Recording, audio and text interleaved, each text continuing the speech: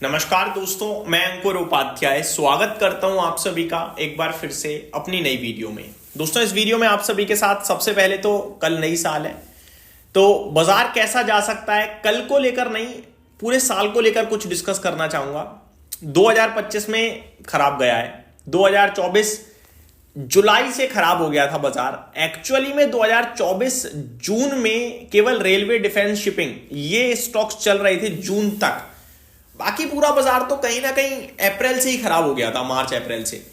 ठीक है, जून तक ये पीएसयूज चले जैसे कि railway, defence, shipping, and July onwards I think पूरा बाजार ही नेगेटिव होने लगा था। तो ऑलमोस्ट 18 महीने से ज्यादा हो चुके हैं जहां भारतीय बाजार नेगेटिव या साइडवे कंसोलिडेशन में चला गया है।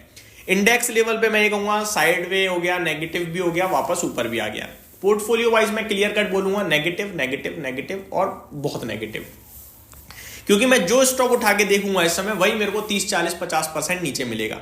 फिर सवाल आपका ये हो सकता है कि भाई भारतीय बाजार ऊपर कैसे आ गया, क्योंकि एचडीएफसी बैंक ऊपर आ गया, आईसीआईसीआई बैंक ऊपर आ गया, श्रीराम फाइनेंस ऊपर आ गया, बजाज फाइनेंस ऊपर आ गया, स्टेट बैंक ऑफ इंडिया ऊपर आ गया। तो ये दिग्गज कंपनियां थोड़ी थोड़ी ऊपर आ गई, जिसकी वजह से बाजार ऊपर आ गया। ठीक है, इंडेक्स आ गया ऊपर, लेकिन ब्रॉडर पिक्चर आपकी प्रॉब्लम में थी। अब करंट सिनेरियो ये बन रहा है कि 23 के मल्टीपल्स पे निफ्टी डबल डिजिट अर्निंग्स देने के लिए तैयार बैठा है, because of government policies, government support, tax cut और जीएसटी कट की वजह से। तो मेरा मानना यह है कि 2026 अच्छा जाना चाहिए। Note my words, clear cut बोल रहा हूं, 2026 अच्छा जाना चाहिए।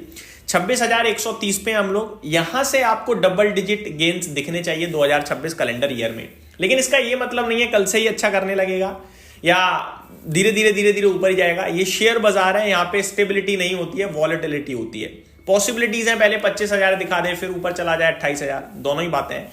लेकिन आप किस लेवल पे क्या डिसीजन लेते हो वो बहुत इंपॉर्टेंट है। मैं अपने व्यूअर्स को एक चीज बताना चाहूंगा, निफ्टी लॉन्ग टर्म में 12%, 13%, 14% कंपाउंड करता है। 1.5 साल से कुछ भी नहीं दिया है। अब आपके लिए सिर्फ ये समझ लो, एक साथ वो लास्ट 1.5 साल का और एक इस साल का 2.5 साल का, एक साल में पैसा बनाने का मौका है। अब आप इस अपॉर्चुनिटी को छोड़ना चाहते हो, छोड़ दो। मैं कह रहा हूं अगर 6 महीने और नहीं बना तो एक साथ आपके पास 3 साल का पैसा बनाने का मौका होगा, क्योंकि 2 साल ये और अगला 1 साल। तो बस ये समझ लीजिए कि अचानक से पैसा बनेगा। अब आपको अपॉर्चुनिटी में बने रहना है या बाजार छोड़कर भाग जाना है, वो आपके ऊपर डिपेंड करता है।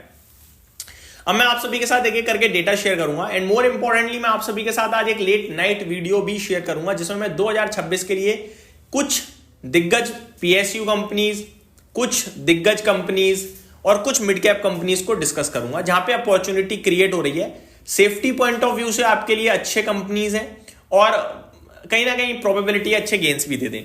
तो अब आप सभी के साथ डेटा शेयर करता हूं आज का। सबसे पहले एफआईडीआईज की बात करी जाए तो डेटा ठीक ठीक है।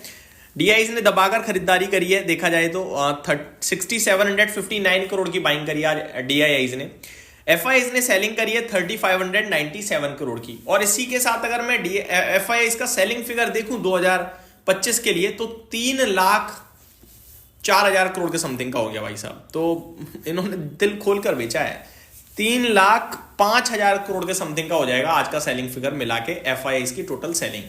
वहीं डीआईआईज की बात करें तो डीआईआईज ने दिल खोलकर खरीदा भी है, करीब 7,88,000 करोड़ की बाइंग का फिगर डीआईआईज की तरफ से रहा 2025 में। तो क्लियर कट डीआईआई वाला बाजार था ये, अगर ये ना होता तो बाजार जाने कहां चला जाता।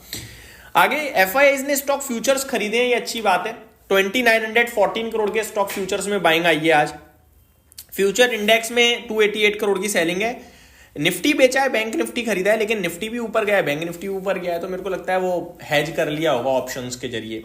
ओवरऑल डेटा नेगेटिव भी नहीं है और पॉजिटिव भी नहीं है। गिफ्ट निफ्टी की बात करें दोस्तों तो 26,300 के पास दिख रहा है ये थोड़ा थोड़ा। मैं एग्जैक्टली आपके साथ शेयर करता हूं। थोड़ी देर पहले 20 पॉइंट की तेजी दिख रही थी गिफ्ट निफ्टी में, अभी केवल फ्लैट है, 4 पॉइंट ऊपर है 26,280। तो हम 280 को छोड़ देते हैं, 4 पॉइंट की हरियाली है, उसको कंसीडर करेंगे। आगे ग्लोबल मार्केट्स के बारे में बात करूं उससे पहले कमोडिटीज का बताना चाहूंगा हाल। कुछ भी खास नहीं है, मिला जुला टाइप है। चांदी अपनी लय में चल रहा है, नीचे ऊपर कर रहा है। सोना कुछ कर नहीं रहा है और कॉपर में हल्की गिरावट आई है, निकल फ्लैट पड़ा है, ये आप मान लीजिए। फिगर बता देता हूं, चांदी में करीब 5.5% की गिरावट 2,37,350 पे।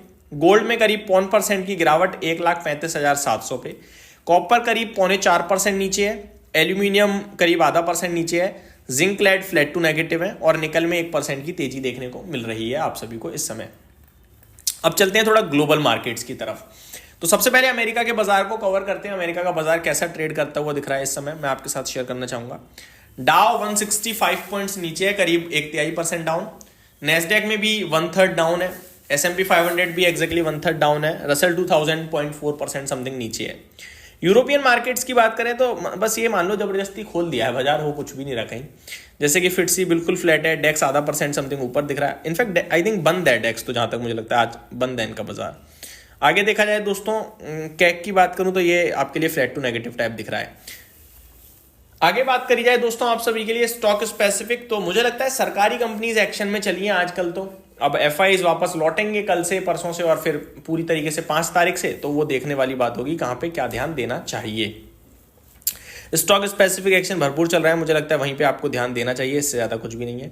खबरों की बात करें तो IRFC की तरफ से एक अपडेट है। प्रोवाइड्स 5,000 करोड़ लोन टू महान जैंग को, 3,000 करोड़ ऑलरेडी डिसबर्स। तो 3,000 करोड़ दे चुके हैं, 5,000 की टोटल बात है देने की, तो 2,000 करोड़ और देंगे, आप ये मान के चलिए।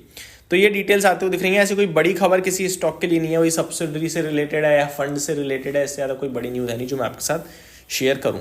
डेटा ये सजेस्ट कर रहा है कि कल और परसों का बाजार भी कुछ ज्यादा खास तो नहीं रहेगा, न्यूट्रल साइड पे ही रहेगा, थोड़ा बहुत एक्शन स्टॉक स्पेसिफिक रह सकता है। 5 तारीख से मुझे लगता है फुल फ्लेज मोमेंट बाजार में लौटेगा। Thank you so much for watching this video. Good night guys.